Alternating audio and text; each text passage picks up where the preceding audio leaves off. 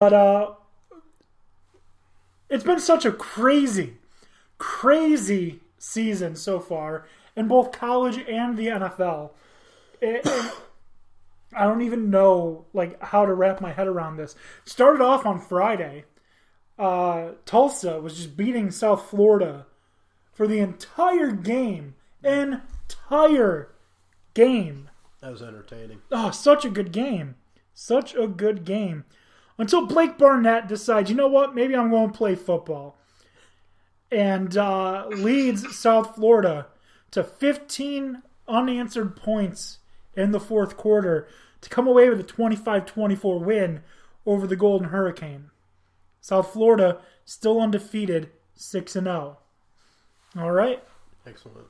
Good. Did you watch the game, O'Shea? Part of it. It's such a good game.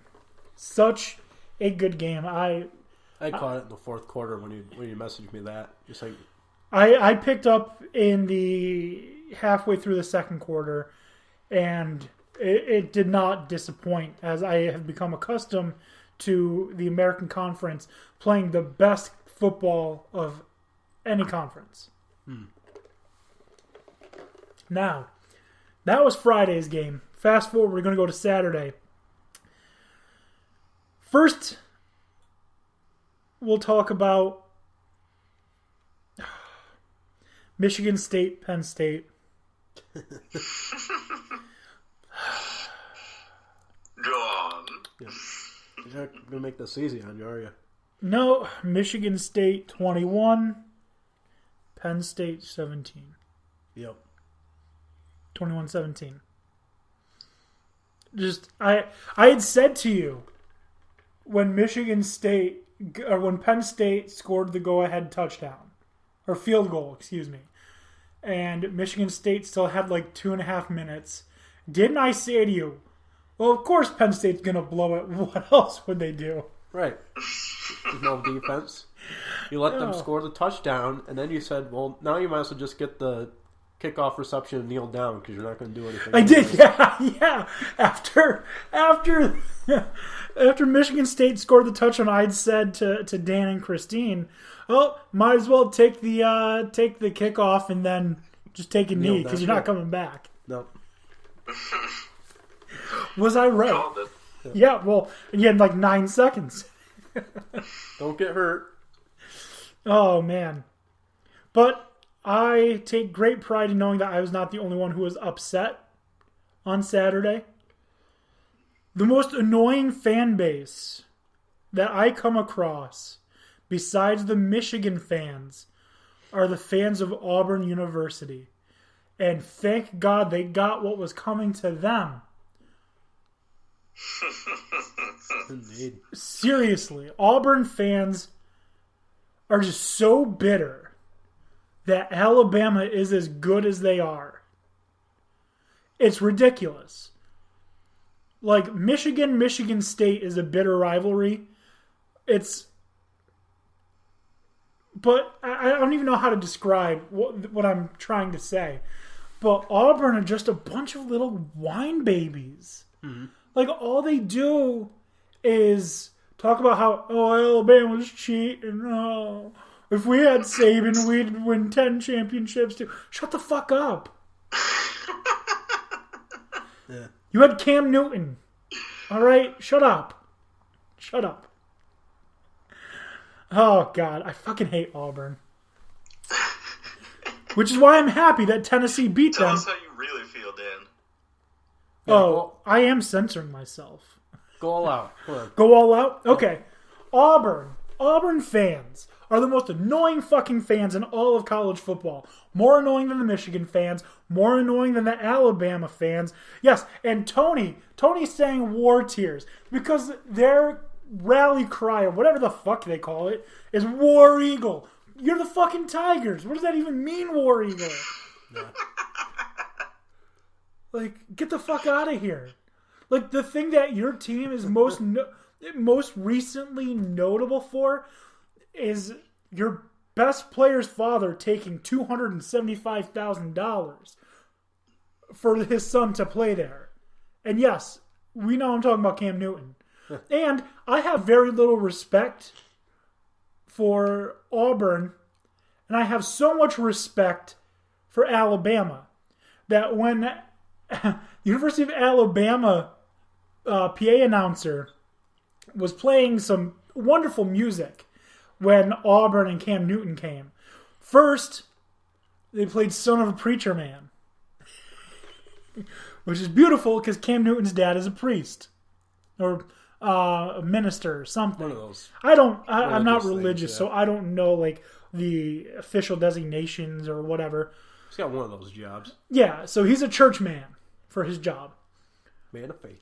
The second, those of you who know Steve Miller Band No. are very familiar with his song "Take the Money and Run," which was fucking brilliant. Oh, way to go, Alabama. That made me like Alabama a little bit more. Do I hate that they win all the time? Yes. Do I hate that, the fucking biggest redneck state in the country gets the best football players? Yes. And what was the most recent? Is there a commercial where if your fiance is getting her wedding gown done, she should listen to Nick Saban because he's always right, or whatever the hell it was? Oh, yeah. So there was a commercial where there are these new commercials. I don't remember what it's for, where they have people who are going to make like some stupid decision, and they have someone come and be like, "Do you really need that?" And in this most recent one, there's a woman who's about to buy a $750 dress. Yeah. And Nick Saban says, "Do you really need that? First of all, it's going to get cold soon. Second of all, by the time you actually get it, wear it, it's almost going to be out of season anyways. And third, what, are you going to wear it like 3 times? You're going to spend $750 on it? Come on." Yeah. Which was hilarious. Yep. That he's giving fashion advice. Yeah. Love it. He's like, "Oh, you're right." Goes, "Of course Yep. I'm right." Yeah, of course I'm right. But anyways, Tennessee. Now 3-3 Tennessee defeats number 21 Auburn. Yes. That was quite the little tangent. How did we get to talking about? You got into Alabama, and I remember, we're sitting here Saturday watching football. I figured, well, Yeah. I'll see all these different commercials. And, By the way, Dan, where did we order pizza from? we didn't. We didn't. Why? Because we made Cast iron cast iron pizza, the best pizza that you'll find ever. ever. Wow, we're getting fancy up in here. Listen, if you have a cast iron oven and you like to make pizza in the cast iron pan because it is fucking delicious. And if you All right, I might have to. if you have Dr. Pepper, just don't let Doug Flutie know you've tried other sodas. Exactly. Oh. So not really. Tony appreciates me filling in for his rant. There you go. Oh, I really do hate Auburn. Honestly, not really. It's not really anything fancy. Cast irons are fairly inexpensive household utensil or products to buy. They're a lot of maintenance, though. Well, you get a big bottle of canola oil, and it's pretty, pretty serviceable. And dough's not a lot. Really, it's a great way to spend a college football Saturday or even NFL Sunday. Yeah, Make we your own from home. made our own pizza, made our own wings, had ourselves a good night. Perfect. Also had some ribs. They weren't as good. No. No. Hannaford baby back ribs were fairly good. I honestly believe I could make better. But as far as... But if you only got 20 minutes to make ribs... Perfect. Busy day after work, there you go. But honestly, Domino's, Papa John's, we got you beat, so there you go. All right. Going Gauntlet back... thrown. What was that? I said the gauntlet has been thrown. Yeah, it sure has. So we're going to go back into college football. We're going to talk more SEC. Vanderbilt was beating Florida 24-3 Yeah. and still lost 37-27. Well, see, it's not... You're not the Did only you- ones there. The most notable thing about this game, and I don't know if you saw it, Dan O'Shea, but I didn't. the head coaches for Florida and Vanderbilt, Mullen and Mason, they got into a little bit of an argument, and then there was a fight on the field. Yeah. players got ejected. Yeah. Yup. So it was insane. And Dan, we turned to watch it just at the wrong time because it was over. Yeah. When I went to go see the highlights, and what was it? What else went flying? Was it the water cooler or? Well, that was after. That was Vaughn Joseph after he was announced that he was ejected, went on a tear. Yeah. Mm-hmm. Yeah. I think he tried to one up OBJ. Probably. Yeah, and they'd even mentioned that because Vanderbilt's quarterback is Kyle Shurmur, the son of Pat Shurmur, the Giants head coach. And the announcers made a point to mention that Pat Shurmur just can't escape this. He has to watch Odell Beckham do it on his sideline and now watch it at his son's college game. So that was entertaining. No. That was entertaining. But again, Florida 37, Vanderbilt 27. Would you also like to fill in listeners as to what we witnessed at halftime? And as we were watching the halftime show? I don't remember. What did we witness? The misspelling. Oh, yes. So,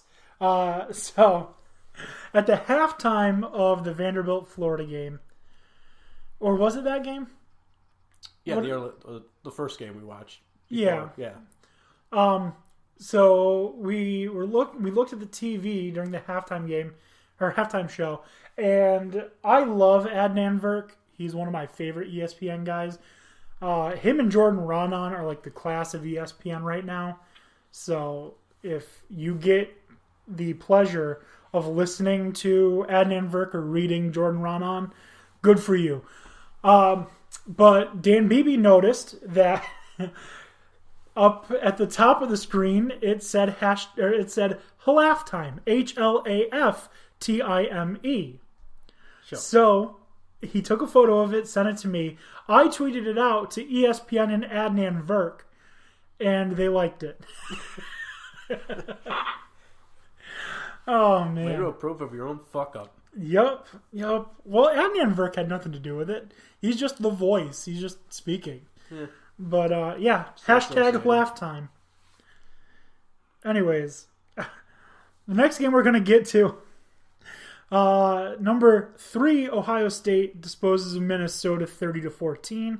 Like I said, this game was close for the majority of the game. It was 20-14 entering the fourth quarter. That's a one-possession game. Minnesota just gives up 10 points in the fourth quarter, make it 30-14. Entertaining game for most of it. We watched some of that. Yeah. I like to flip through football games. So I like to go back and forth between two games. This was one of the games we were watching, and it was actually very good. That running back for Minnesota, Ibrahim, he's really good. He's very good. No. He abused Ohio State. Abused. So, Tony said nice for them to show up for a half again. I mean, it was 3 quarters. Anyways. He might be talking about his own team. Oh, yeah. Yeah, he might be. That's a good point. He does say that they only like to play in the second half. Yeah, they do. And Ohio State, major blow. Found out today that... Nick Bosa. Yeah, that Dick Bloza, has decided he doesn't want to play college football anymore. So he's not going to return to Ohio State. He's going to focus on his future in the NFL draft. Yep. So that's fun. But When he's supposed to return. well, I'm sorry. What was that? You were cutting in and out. Sorry about that. When was he supposed to return? He was getting close. And Tony says, typical Bosa family tactic. Yeah, no, that's exactly true. You want another rant? Here's another rant. I don't think that if you are a college football player and you decide not to play because of whatever reason it might be, I feel like the school should have the ability to revoke your scholarship and force you to pay back all that money. At least for that year, yeah.